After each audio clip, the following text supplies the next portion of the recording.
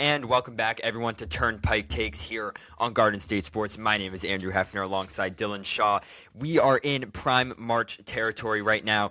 Unfortunately for us, though, there's only one New Jersey team left in contention to potentially make it to March, and they certainly have a tough road ahead of them. But that first step was completed the other night as Seton Hall took down Creighton. Dylan, it was a 72-61 win over the Blue Jays, a game that was back and forth for most of it, but an unlikely hero came up for the Pirates in order to take them down and move on to tonight's game, which is going to be at 5:30 versus the St. John's. And that's going to be a tough game. But first of all, Dylan, let's talk about last game. Jacob Dar, really the star for the Pirates. He came out of nowhere, and you had an interesting stat about him that you'd like to share. So let's go ahead and hear your thoughts about that game the other night.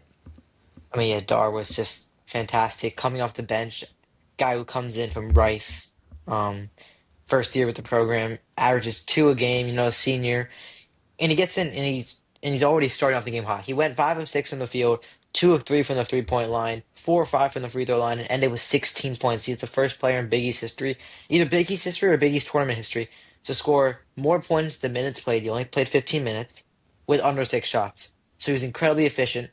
He set a record in his own right, and he really carried this team. Obviously, Bud Clark, 16 points, 7 rebounds, 6 assists, near triple double watch, right? But without Dar, this is not a win for the Pirates. The Blue Jays were kind of mounting a comeback at one point in this game, late in the second half, Right. and it kind of looked like Josh Dick, senior guard and stuff. He was had 22 for the Blue Jays. Looked like he was almost going to mount and come back, and this is a typical game where Seton Hall kind of loses it down the stretch. Go back from earlier in the season, they were up 9 against Seton Hall in their regular season matchup, with like about 2 or 3 minutes to go, and they lost that game. And so they are prone to losing games down the stretch. But Dar in that second half was just tremendous, and he really just provided the spark that was necessary because he only played 15 minutes, but he had 5 rebounds on top of his 16 points, no turnovers, he got a steal, a few offensive rebounds. He was just unbelievable for the Pirates, and I think now looking at today's matchup, St. John's is going to now obviously have like a scouting report on Dar. They're gonna Dar's gonna get more minutes than he ever has all year, but this is gonna open up shots and opportunities for Stephon Payne and Najai Hines, the two normally rotational centers for the Pirates, to kind of get their own looks because Dar is a different type of center. Hines and Payne can't stretch the court like Dar can, and they can't knock down that shot, or they don't have as big as a frame. They're more bulky centers. Dar's like that skinny prototype, kind of like Bobo in a way, which I like. I thought like was kind of a good comp for him. Like he's got good playmaking ability. He can shoot that ball, and I think that this is going to add a whole new dynamic for the Pirates today. And I think it's coming like the perfect time because they're in a semifinal matchup, a must-win game. Like if they lose today, the season's over.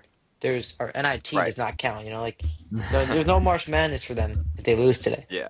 And the big thing is, just because of how the end of the season was for Seton Hall, if you didn't know, they need to win this tournament in order to make March, and that's going to involve beating St. John's tonight, likely UConn down the stretch, and those are two teams that they are 0-4 against combined this season.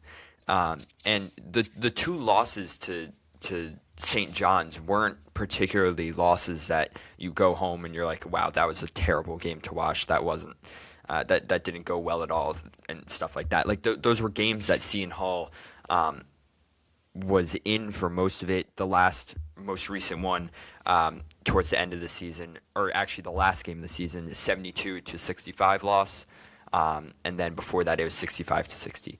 And those weren't games that Seton Hall, I think, played well in or even played to their strengths in. And I think that really St. John's is prone to sliding at points. Of course, they're still a good team. They finished they were in the top 25 at the end there. But listen, it's going to be a game where if you really get Bud Clark going as he was last game, you keep, like you said, Stephon Payne, get him involved in Jai Hines. This is a completely winnable game, especially if Seton Hall can just kind of hit their open shots. Yeah, and as you're saying, like St. John's games were close, but also so are the UConn games. And almost like I don't you mentioned how they need to win the Big East, and I would maybe say give me 3 days ago, I would have been on your side completely and be like, there's no way around this. They have to win the Big East. They can't get the at-large bid anymore. They don't have a good enough resume. If we look at the bubble teams right now, the teams that were in the like on the right side of the bubble, or the teams outside looking into the tournament, there's like it's not a stat. I don't know. I'm not gonna be able to find it right now, but the combined record of these bubble teams are like 7 or 8 games below 500 as in like the last 5 games for each team. Like it's unreal. There's no actual good teams on the bubble right now, and this is opening up the door for teams like Seton Hall to almost sneak in an at-large bid if they win a game like against like St. John's and they play UConn close in the final. So I think Seton Hall's really got to take this one step at a time because if they look ahead to UConn, then they're probably they're gonna lose this game. I think they like Holloway's got to tell his team this is a must-win game. You have a chance no matter what of getting into March Madness with a win today, but with a loss, it's over. Right. And Yeah, St. John's is going to be playing a back-to-back today. They played yesterday versus number 9 Providence, who had that upset earlier in the tournament. Pretty normal-looking St. John's type of game versus a lower-level Big East opponent, 85-72 win. And you know what the mentality for Rick Pitino is going to be heading into this game, where he's the coach with the most experience in the Big East going up against Shaheen Holloway, who just unanimously took home those Big East Coach of the Year honors. And listen, it's been 10 years since Seton Hall last won the Big East tournament. And this is a year where you need to take advantage of the team you have in front of you, because AJ Staten McCray, Bud Clark, you don't know what the transfer portal is going to look like for any player. And really, especially against St. John's, if you put on a show against the 1 seed in this tournament, because remember, because St. John's had the win over UConn, they were the 1 seed in the Big East tournament. If you can complete this upset, I think you're right that the bubble is actually going to be a little more convoluted than maybe just making them have to win a tournament. So, yeah, I mean, I think St. John's is an excellent team. This is going to be a tough matchup nonetheless, but this is a completely winnable game for Seton Hall, and I don't know if that can be said for other teams in this tournament against St. John's. I think one key for the Pirates is that they gotta exploit St. John's weak guard play. St. John's is stellar on the front court. Zuby Ejiofor, Player of the Year in the Big East, averages 16 a game, 7 boards, 4 assists. He plays like practically the entire game. He's the heart and soul of the Red Storm.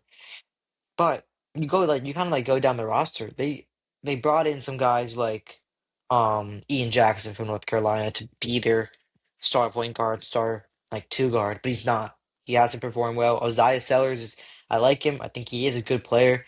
He's a senior, right? So he's got the experience, but he's again not like a big scorer. He's not a pure scorer. He's more of a playmaker and a guy who's is there for like a role. He's a role player, someone who assists like Zuby Ejiofor here and there when he needs some assistance, right? But they don't have that go-to guy.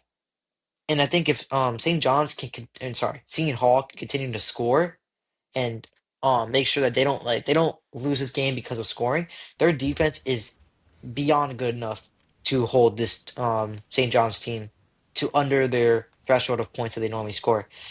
And that's how they've gotten here on the Pirates to their current Right. record to the semifinals. They've been relying on their defense and it's kind of it's proven to work. They can't shoot the ball. Seton Hall cannot. I think we mentioned this on the last podcast. They can't shoot the ball at all. So that's something that St. John's is going to force them to do. They're going to probably run a zone defense. I'm assuming forcing Hall to take 3 pointers at a high rate and make them at the high rate.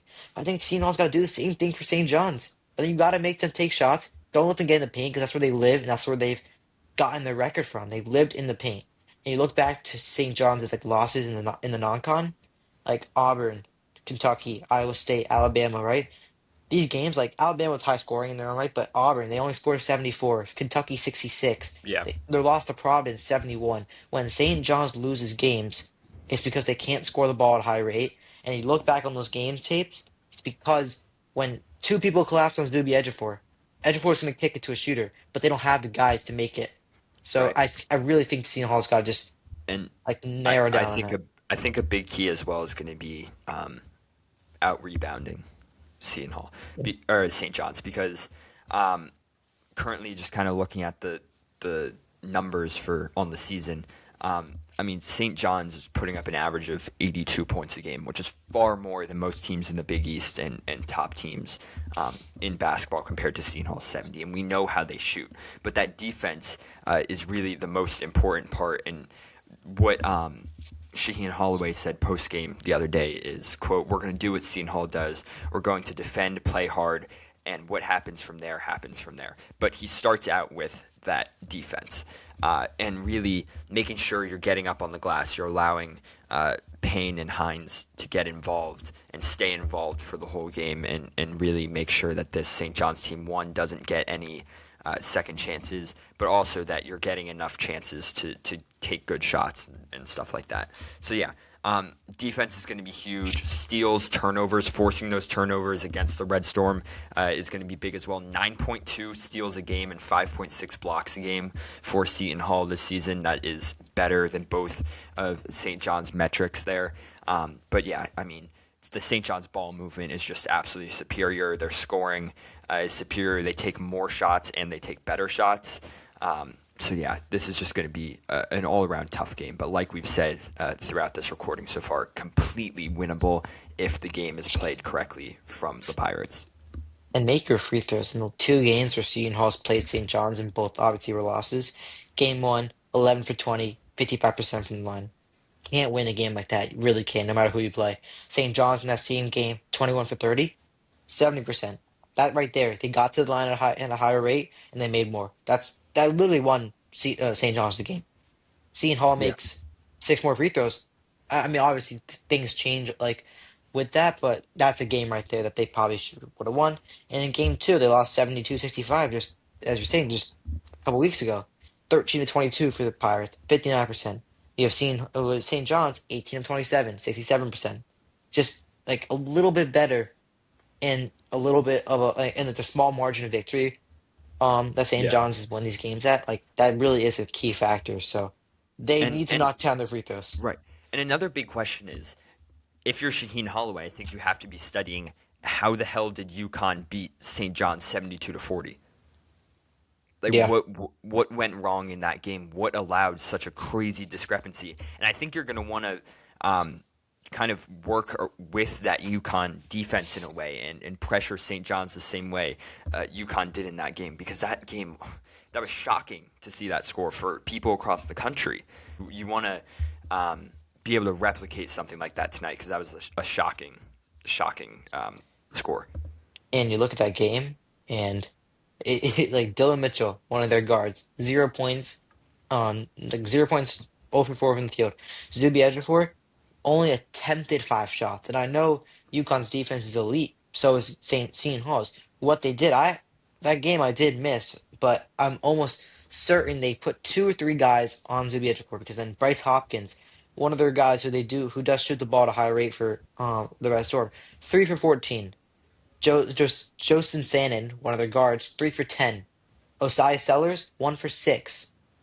Ian Jackson, 1 for 6. Dylan Darling, 0 for 5. St. John's was 5 for 20 from the 3 point line, Yeah. and three of those 3 pointers came from forwards, not guards. That's how UConn beat them. Because in game one, between these two teams, I think UConn did not do that, and they think they learned for their mistakes, and like this is not how you beat a team that can't shoot the ball. So yeah, if Right. you're right, if Holloway is a good coach, and I truly think he is, he's watching his game tape, he's looking at what UConn did to stop Ejiofor, and I think he's going to do that today in the game, and I think it's going to work. I really think Seton Hall wins this game. They have more to lose than St. John's does. St. John's, they lose this game, they'll still be a 5 seed or 6 seed in the tournament. They have more to lose, and they're going to play with more heart. Yeah, I mean, like we said, and we're going to keep saying it, let's hope that this game stays close, because with that lockdown defense at the end, hopefully Seton Hall is able to take advantage of some potential mistakes that St. John's has really been making all year. And hopefully, I mean, I have full faith that Shaheen Holloway, with how thorough he is, with the fact that he was able to win Coach of the Year this year unanimously, I hope that he has done his research, because there's plenty of ways that the Pirates can exploit St. John's here at the Garden tonight. It's going to be a predominantly St. John's crowd. Obviously, they're playing at their home venue. Hopefully, some good Seton Hall fans make the trip across the Hudson and enjoy some good basketball out there at the world's most famous arena tonight. But that's pretty much going to do it for us. Thanks for tuning in to this preview / recap of Seton Hall basketball. They are the last team still going, still kicking it in New Jersey basketball. Rutgers' season ended last night, but we're going to be looking to recap that full season and, of course, get Dylan's thoughts on that soon. Unfortunate endings as well, where Monmouth just wasn't able to complete the crazy run in the CAA tournament, and then NJIT fell to Vermont in the America East tournament as well. But 5:30 tonight on Fox. Tune in, cheer on the Pirates. That's pretty much going to do it for us from Turnpike Takes. My name is Andrew, along Dylan Shaw. Make sure you check out our TikTok, our X, our website, all the good stuff like that, and like and subscribe down below. We will see you soon. Hopefully we'll have a recap of this game out for you at some point, because it is going to be a good one. Have a good night, everyone. Go Seton Hall.